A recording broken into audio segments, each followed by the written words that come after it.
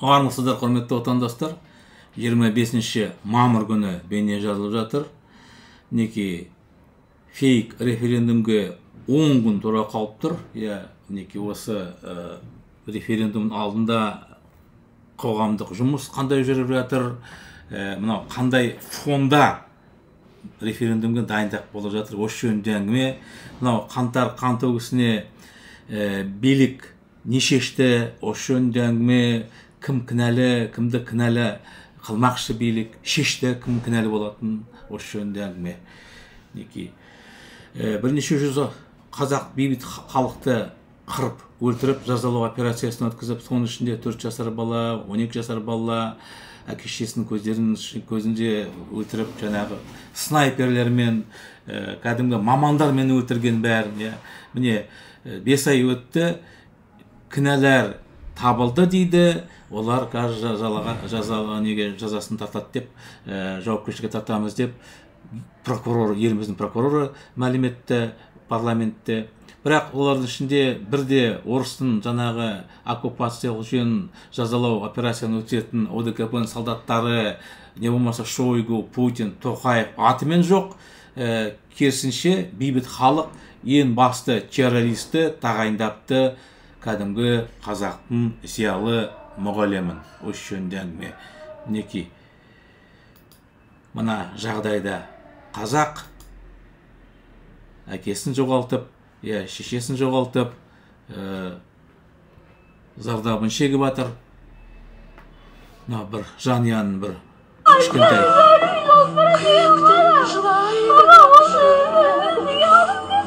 Біз болып, сіз болып, қазақ елі арқасында үйретуге тырысамыз. Мінекей билік өзі қырып өлтіріп, енді мынау көмектесу жұмысын халыққа жүктетеміз дейді. Халық шықты, сол қаңтарда 7-сіне 40-на ақша жинап берді, сонымен болды. Мынау Времянкада тұр, ешқандай енді балаларын асырайтын адам жоқ. Қырып өлтіріп кетті орыстың әскерлері Тоқаевтың бұйрығы бойынша. Ескері деймін, сарайды ғой. Әкем келеді шығар деп. Қызым бар, 2 қызым бар, 2 жағында. Жылама. Ата сүйетін 2 ұлың бар.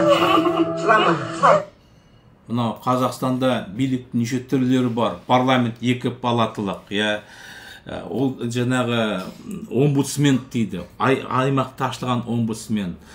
Жоғарғы сот, Конституциялық совет, жаңа айтқандай парламент, үкімет, президент, елбасы, бірақ мына зардап шегіп атқан қазақтың қамын ойлап атқан ешкім жоқ.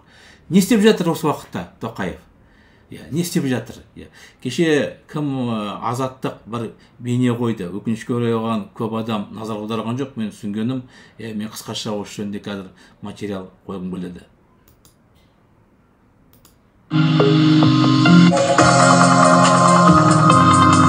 Нұр-Сұлтан іргесіндегі жасанды орман ішінде 16 гектар аумаққа алып резиденция салынып жатыр. Google картасындағы спутниктен түсірілген суретке қарағанда бұл жерде қалың ағаш болған, ал құрылыс былтыр сәуірде басталған. Қазірге дейін ірі-ұсақ бірнеше нысан салынған. Құрылыс кешенінің жанында тікұшақ қонатын алаң бар. Ол әуеден болмаса, қоршау сыртынан көрінбейді. Құрылыс жүріп жатқан аумақты биіктігі шамамен 5 метр болатын бетон қабырға көлегейлеп тұр. Құрылыс салынып жатқан жерді пайдалану құқығын 2021 жылдың тамызында әкімдіктен президент Қасым-Жомарт Тоқаевтың іс басқармасы 3 жылға алған. Азаттық Тоқаев әкімшілігіне салынып жатқан нысан туралы сұрап сауал жолдаған. Президент әкімшілігі бірнеше апта өтсе де жауап бермеді. Құрылыс маңында жүрген қызметкерлер мұнда резиденция салынады дейді. На резиденцию вроде похоже, резиденция президента вроде. Ну мы слышали, что здесь будут строить резиденцию вот эту. В этом участке. А вот эту дорогу, то, что делают, это, в смысле, для этого все делают. Для резиденции? Да. А вам сказали, что там резиденцию строят, да? Да. Резиденция, что-то будет, сказали. Я сам паспорта не видел. Бұл жер Астананың жасыл белдеуі. Бір кездері экс-президент Нұрсұлтан Назарбаевтың бастамасымен осы аумаққа көп ағаш егілген. Бірақ дәл қазір сол ағаштарды алып тастап, жасыл белдеудің ішінде мынадай алып құрылыс салынып жатыр. Құрылысқа таңдалған жер қаладан қашық деуге келмейді. Әуежай да, вокзал да алыс емес. Жақын жерде көпірдің де құрылысы басталған. Бірақ маңайда адам тұрмайды. Құрылыс орнына жеткізетін жол да әзірше төселмеген. Жұмысшылар 3 бағыттан келетін жол 1 айда аяқталады дейді. Ал бір жағынан су мен жылудың құбыры тартылып қойған. Ауладан 10 шақты нысанның төбесі көрінеді. Ең үлкені кем дегенде 4 қабатты. BNA Contractors SA деген жазу бар. Олар да сұрақ жауапқа құлықсыз. BNA Contractors SA швейцариялық Mobitex Group компаниялар тобына кіреді. Mobitex Қазақстан астанасындағы ең маңызды нысандарды салған. Бұл компанияға Нұр-Сұлтандағы құрылыстың 40% тиесілі деген ақпарат бар. Mobitex Ақорда парламент үйі сияқты әкімшілік ғимараттардан бөлек Нұр-Сұлтан әуежайы, Экспо халықаралық көрмесінің кешені, Қазақстан сыртқы істер министрлігінің ғимараты, Қазақстан орталық концерт залы, опера және балет театры сияқты ірі нысандарды соғуға мемлекеттен тапсырыс алған. Beja Pacoli, the founding owner of the Mobitex Group, Швейцариялық Mobitex компаниясы 90-шы жылдары Ресейге келіп Кремль мен Думаның ғимаратын жөндеген. Оның қожасы Беджет Паколи президент Борис Ельцин әкімшілігіне жақын болған. Міне осындай ақпаратты азаттық таратты бір жеті болды ма? Резиденция салып жатыр. Қазақстанда Назарбаев әр қалада резиденция бірнеше ондығы бар. Алматыда резиденция бар, Астанада бірнеше резиденциясы бар. Мынау отыратын ғимараты дворец президенті 37.600 шаршы метр. Мен тағы да ескертемін. Америка президентінің ғимараты 5.100 шаршы метр. Дом министерства бар, Астанада салынған. Парламент онда отырмайды. Парламентте бөлек, жаңағы сенатта бір бөлек ғимарат, мәжілісте бір бөлек. Дом министер 1,5 километр ұзындығы. Бүкіл Европаның үкіметтерін сыйғызуға болады. Мына құрыс Тоқаев бітіретін ештеңесі жоқ. Ешқандай жұмыс жасап атқан жоқ. 19 жылы билікке қалай келді көрдіңіздер.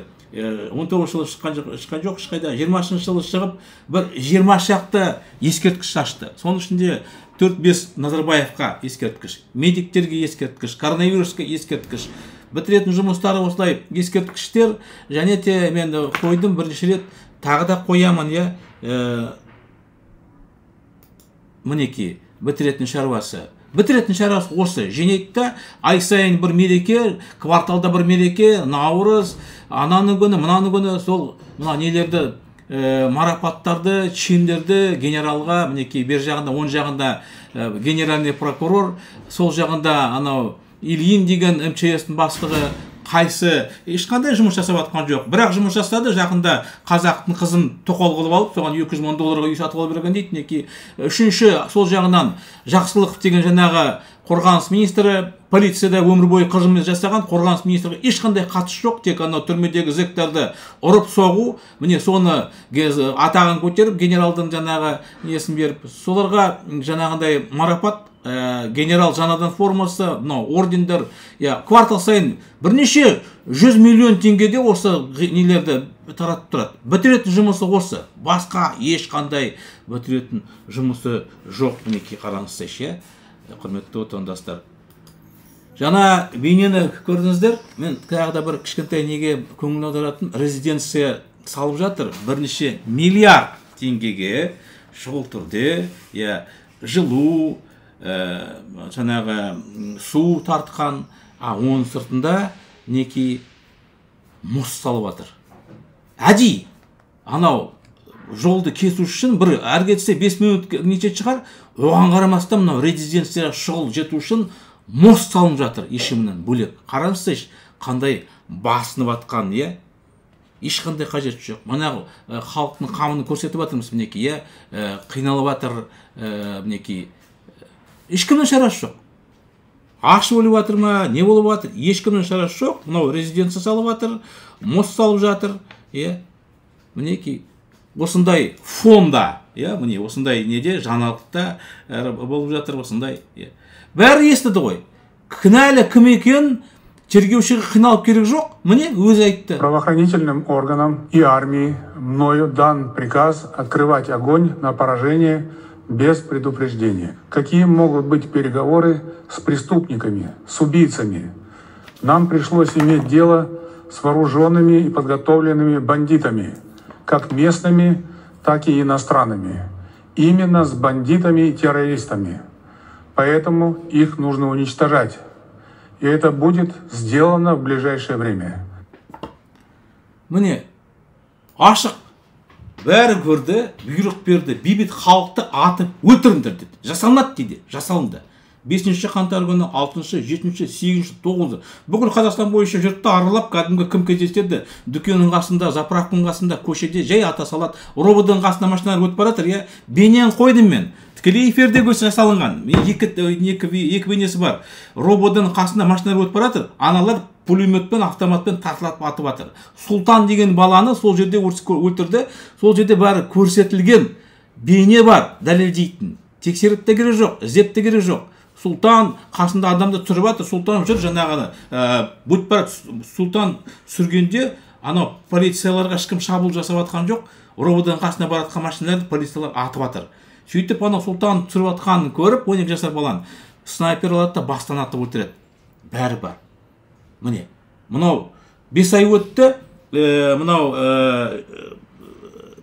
кеше марапат не үшін беріп жатыр мынау кімге? Генеральный прокурор мінекі, оң жағында тұр. Бұл қазір Тоқаевты ақтап шығу керек. Бұл соны жасап жатыр. Бұл жақында парламентті мәлімдеді. Мына террористердің кейбірлері өлтірілген дейді, ал кейбірлері тірілер қазір соттаймыз дейді. Соттайды, кімді соттайды? Мысалы, бұл Тоқаев осылай бұйрық берді, енді ешкімді іздеткізбейді, әрине өзіне шығады ғой. Мысалы, мынау Украинаға керек. Украинада жақында Ресей армияның сержанты Вадим Шишимарин деген. 28-ші ақпан күні 62 жастағы бейбіт халықты Шелиповті атып өлтіреді, велосипедпен келе жатқан. Сөйтіп, мінеки 2 күн бұрын сот болды. Бұны соттады. Бұны тапты, дәлелдеді, сотқа тартты.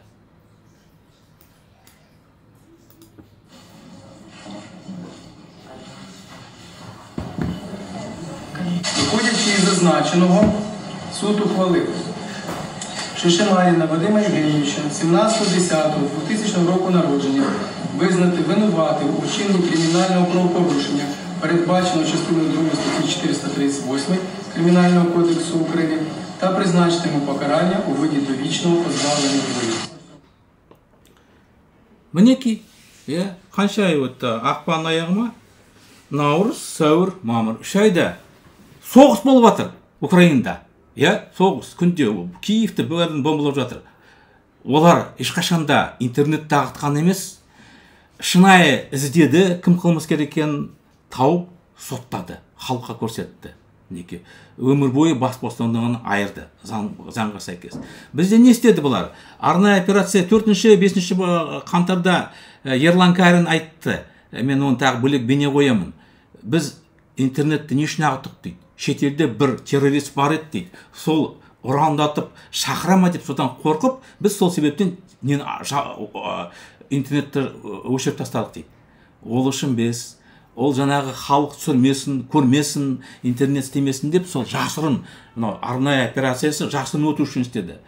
Ресейдің басшылары жаңағы Ирпень, Бучаға шетелден мамандарды шақырды. Халықаралық қылмыстық соттың өкілдерін, Гаагский трибуналдың қызметкерлерін, тергеушілерін бәрін шақырып, жаңағы өлтірген адамдардың меттерін қазып алып, не жасады? Сараптама жасады, эксгумация жасады. Не үшін? Біздікілер эксгумация жасады, ана өлген адамдары террорист қылу үшін. Мінеке, әдей. Мыналар зерттеп, бірнеше мың адамдарын зерттеп, халықаралық жаңағы тергеу органдарына, международный уголовный соттың өкілдеріне беріп, фактыларын жасатып, оларды соттатады. Міне, қашан билік халықтың жағында отырғанда, бізге келетін болсақ, шынайы қылмыскерлерді жасырып, сөйтіп, басқа ешқандай қатысы жоқ адамдарды кінәлі қылмақшы. Кімді кінәлі қылмақшы? Тоқаев өзін ақтап, Путинді ақтап, Шойгуны ақтап. Міне, кімді тапты олар кінәлі қылуға? Қалас Нұрпейісов, қазақтың зиялысы, мұғалім, сабақ береді. Назарбаев интеллектуальный школада сабақ берген кезінде, кейін басқа нелерде берген. Мінеки, 4 баласы бар. жолдасының аяғы ауыр, 5-ші баланы күтіп отыр. Міне нақты қазақтың зиялысын, мұғалімді бұлар тағайындап жатыр террорист деп.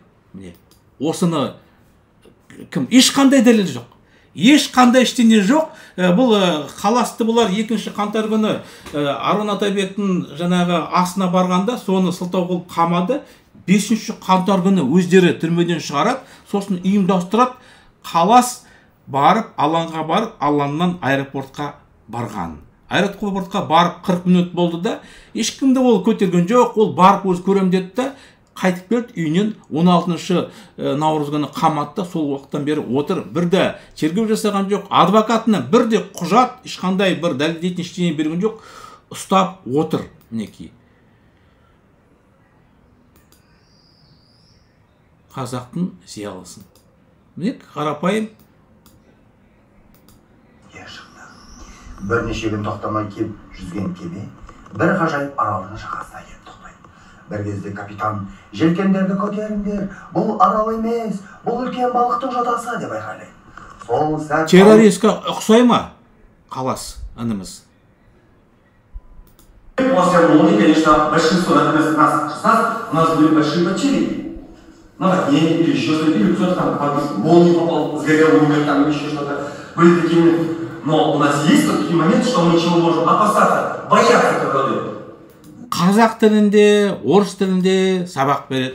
Әрине бұл патриот, бүгінгі күні қазақтың зиялысы, абыройы бар азамат, мынау білім саласында өзгеріс жасату керек, коррупцияны тоқтату керек деп алаңдарға шыққаны бар. Соның өшін алу үшін Қаласты қазір қамап, бұны террорист қылмақшы. Қараңыздаршы. Мына істер 5 ай өтті. Мына украиндердің көрсеттім, 2,5 айдың ішінде тергеу жасатты, соттады, иә. Бірде террористің шынайы несін көрсеткен емес, бірақ құжат мен таптым. Мына желіде жүрген, мына неге байланысты терроризмге, бұл тергеуші өзі Тілеужанова Айгерімге қатысты тінту жүргізгенде, сол бұлай постановление шығарды, сол постановление оқысақ, біз түсініп отырмыз. 5 қаңтар 2022 жыл 19 сағат 59 минут 12 секундта Алматы аэропортына 34-45 адам кірді. Қолдарында бір щит полицейский, бір огнетушитель, 2 полицейский дубинка. Сөйтіп дейді, вследствие чего в период с 5 по 9 января деятельность аэропорта была парализована дейді. Бұл өтірік, толық өтірік, себебі 18 не күні аэропортта ОДГП-ның әскерлері жүрді, бәрі жалған. Қаластың ешқандай қатысы жоқ, шынайы террористің біреуін де көрсеткен жоқ. Терроризм статьясымен деп 45 адам, мен қашан 3-4 ай бұрын көрсетті материалдарды, 45 адам тартылып жатыр. Тоқаевтың қайда 20 мың адамы? Өтірік. Тоқаевтың қайда басын шапты полицейлерін? Жоқ, бәрі жалған. Бәрі провокация істетті, әдей орысын жазалау әскерлерін кіргізіп, халықты осындай қарсы жазалау операция өткізу үшін. Қайсысы болды елімізде 1920 жылдары, 30 жылдары, міне. Осы мақсатпен ғана жасалынған. Міне енді шынайы қаншер бірнеше 100 адамды қырған Тоқаевты бұлар ақтамақшы, ал кімді? Оны кәдімгідей ақтамақ түгілі елбасыға лайықты деп ұры чиновниктер Жақсыбек Көлекеев деген үндеу жасап жатыр. Қараңыздар. Басқадан Дулат Исабеков, басқалардың сөздерін ескідім. Жақында мінекі Смағұл Елубай деген кім қазақ фильмінің бас редакторы, жазушы, міне ол да айтып жатыр, Тоқаев ОДКБ-ның шақырып ерлік жасады дейді. Мінекі, қараңыздар. Сатқын біздің зиялылардың іс-әрекеттері. Оның ішінде Олжас Сүлейменов бар, Тоқтар Обакиров бар, Балташ Тұрсынбаев бар. Балташ Тұрсынбаев айтып жатыр, случилось, что случилось, то случилось дейді. Тоқаевқа сенім артайық дейді. Қараңыздар, мінекі, қазақтың зиялының қандай деңгейі, қандай жүзі. Но Ресейде өнер адамдары қазір шығып жатыр. Үндерін шығарып, біреулері шетелге шығып, біреулері батылдық жасап, сол Ресейдің өзінде. Юрий Шевчук деген ДДТ-ның бір музыканты бар. Мүмкін естігендердің бар шығар. Мінекі, не дейді, қандай жақсы сөз айтып жатыр. Сейчас убивают на Украине людей. Зачем? Наши пацаны там гибнут. Зачем? Какие цели, друзья? Какие цели, ребят? Опять гибнет молодость России и Украины. Гибнут старики, женщины, дети. Ради каких-то наполеонских планов очередного нашего Цезаря, да?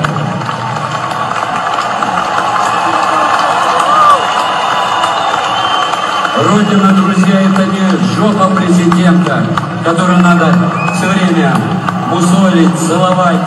Родина – это бабушка нищая на вокзале, продающая картошку. Вот это Родина.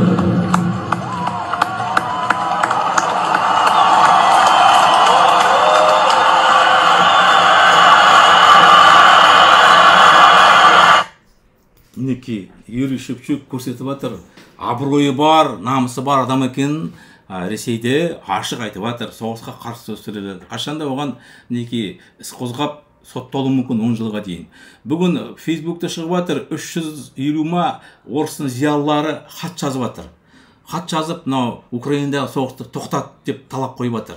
Оянып жатыр орыстың халықтың зиялылары. Біздің зиялылардан да дауысын естіп жатыр. Мен кеше Facebook парақшасында Нұрлан Өнербаев, біздің өнер саласының қызметкері, атақты әнші, мінекей пост қойды. Мен Өнербай Нұрлан Алтайұлы, әнші, актер, Қазақстан Республикасының еңбек сіңірген қайраткері.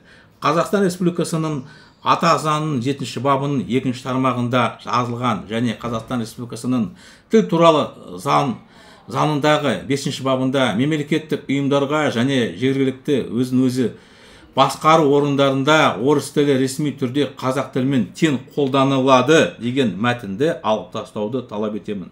Өйткені тіліміз өз мәртебеміз алмайынша ұлттық мемлекеттік идеология орнамайды. Тіліміз жойылса, ұлтымыз да жойылады. Өзгенің көлеңкісінен құтылу үшін өз тілімізге тәуелсіздік алайық. Қолданыңыздар, бөлісіңіздер, өз аты жөндеріңізбен, суреттеріңізбен парақшаларыңызда жариялаңыздар деп Нұрлан Өнербай кеше 24 мамыр күні айтты. Мінекей, барша қазақтың абыройы бар азаматтары осы маңызды сұраққа өз ұстанымын көрсетіп, күрес жолына шығу тиіс. Ұлт боламыз ба, орыстың құлы болып қала береміз бе? Таңдау жасайтын уақыт келді. Қажет болса, соғысқа да дайын болуымыз керек. Себебі бұл сұрақ Қазақстан азаттығын сұрағы. Тіл мәселесі ең басты мәселесі екен, бәрі түсініп жатыр. Қазір қазақтың бәрі әңгімені көтеріп жатыр. Тіл, орыстың тілі алынып тастасын, себебі бәрі түсінеді. Орыстың тілі алынбай, қазақтың тілі ешқашанда дамымайды. Мынау Тоқаев орысқұл, жаңағы айтып жатырмын ғой, мынау неде отырып, талтандап жүріп, резиденция салып жатыр, түкке керек емес, мост салып жатыр, істеп жатқаны, ештеңе бітіріп жатқан жоқ. Халыққа қарсы жұмыс жасап жатыр. Мінекей, бұдан ешқандай қайыр үміт жоқ. Жаңағы өтсейін деп жатқан референдум ол көзбояушылық. Сөйтіп мынау Нұрлан Өнербай бауырымыздың жаңағы сөзін алып, мен шақырамын қазақтың зиялылары. Тек қана пост қойып емес, мына 5 маусым күні барша қазақстандықтар референдум болатын жерлерге шығып, акиматтардың алдына барып, қандай әрекет жасау керек. Бірінші әрекет референдумге жол бермеу керек. Себебі референдум болды деген сөз, ол мынау Тоқаевтың мүддесін көздейтін жұмыс болады. Ол легитимизация жасалынады деген сөз. Міне, сондықтан барлығы шығып, осы жерде қағидалы түрде қарсы шығу керек. Азаматтық бағынбаушылық акцияларын өткізу керек. Мінекей, айтып жатырмын ғой. Жауып тастау керек та, ешкімді кіргізбеу керек. Бұл референдумды негізінде жаппай шексіз митингтерге айналдыруымыз керек. Сол митингтерде қойылатын талаптардың бірі, мына саяси тұтқындар, сотталынғандарын, оның ішінде Арман Атабек бар, Серікжан Біляш бар, ДВК дейді, көше дейді қозғалыстардың сотталынғандарын бәрін босатсын. Оның сыртында 600-дей адам қазақтар қазір СИЗО-далар отыр. СИЗО нелерін күтіп, тергеулерін, жаңағы қалас сияқты. Бұлардың бәрін бостандыққа шығару керек. 9,5 мың адам кіргізді ИВС-терге, СИЗО-ға соттады, 300 адам соттады әртүрлі сылтаумен. Өздері ұйымдастырып, бәрін босатқызу керек, шығару керек. Мынау қанша адам өлтірді, соның санын, аты жөнін, тұратын жерін ашық айтқызу керек. Мінекей 5 маусым күні жиналып, 5-6 миллион халық тарамай, осыны біз сұрауымыз керек. Неге Украина халқы жаңағы соғыс болып жатқан уақытта табады, жаңағы қылмыскерлерді соттайды, мына оңбағандар отыр орден іліп, міне прокурордың түрі. Бұл прокурор жаңағы айтқандай қаласты қылмыскер қылмақшы. Мінекей. Қандай қатысы бар қаластың? Ешқандай қатысы жоқ. Біз деген халқым қалай отырамыз? Мына 30-шы жылдары осындай қалас сияқты зиялылар қаймақтарды қырды. Мынау сатқындар, міне мыналар оңбағандар отыр қазір, қызметтерді алып, биліктен қолынан сүйек алып, көмектесіп жатыр. Ұрлауға, жеуге, тонауға, әділдік орнатуға. Бұның тоқтатуға болады тек алаңдарға шығып, осыған мен шақырамын. Қанша адамды қырып өлтірді, атын атасында өлтірген адамдардың әр адамға $100,000 Назарбаев, Болат Назарбаев, Нұрсұлтан Назарбаев, Тоқаев, Қайрат Сатыбалды, Қайрат Боранбаев, Тимур Кулебаев, осы олардың қалтасынан төлеткізу керек. $100,000 қай адамды өлтірді, қайсы адамның денсаулығына зиян келтірді, моральдық шығын жасатты, оларға өтесін ақшасын қалталарынан, міне осыны талап етуіміз керекпіз. Барлық мынау бір тәуліктің ішінде парламент Назарбаевтың оның отбасының мүшелерінің атын конституциядан алып тастау керек. Жаңағы 7-ші конституцияның 7-ші бабыны 2-ші, 3-ші тармақтарында алып тастап, орыс тілінің мәртебесін жою керек. Оны парламент шеше алады. 5-ші маусым күні шығып, тарамай 6-ші маусымға дейін тұрсақ, сол 6-ші маусым күні парламент шығарып, осыны істеткіземіз.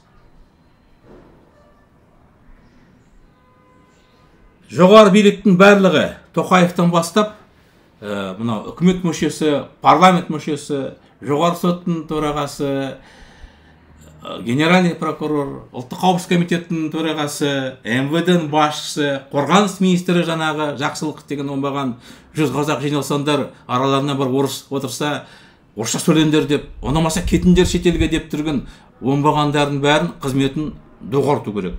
Сөйтіп түбі билікті халықтың қолына, уақытша билікке, үкіметке беру керек. Міне осы алдымызға нақты мақсатты қойып, 5-ші маусым күні халық міндетті түрде шығу керек, референдум деген акцияға. Бірақ тағы да қайталайым, ішіне кірмеңдер, ешқандай алаяқ, сатқын сөздеріне, топастардың, шолақ саясаткерлердің сөздеріне ермеңдер, ішіне кіріп, бюллетенде бүлдіремін, крест қоям деген. 30 жыл бұл сатқындар, топастар, саясаткерлер, смақтар алдап солап бізді келеді. Тағы да 30 жыл жүреді. Жаңағы мынау Жүкеев сияқты, Төлеген Жүкеев сияқты кімді, Тоқаевты лидер нации, елбасшы қылып, тағы да 20 жыл боғын езіп жүреді. Бұны тоқтататын уақыт келді ағайын. Сол уақыт 5-ші маусым күні мінекей Нұрлан Өнербай бауырымызға алғыс айтамын. Осындай азаматтар, абыройы бар, намысы бар, бәрі шығып бір адамдай біз мәселені шешуіміз керек. Осыған мен шақырамын. Жаса қазақ, еркін қазақ.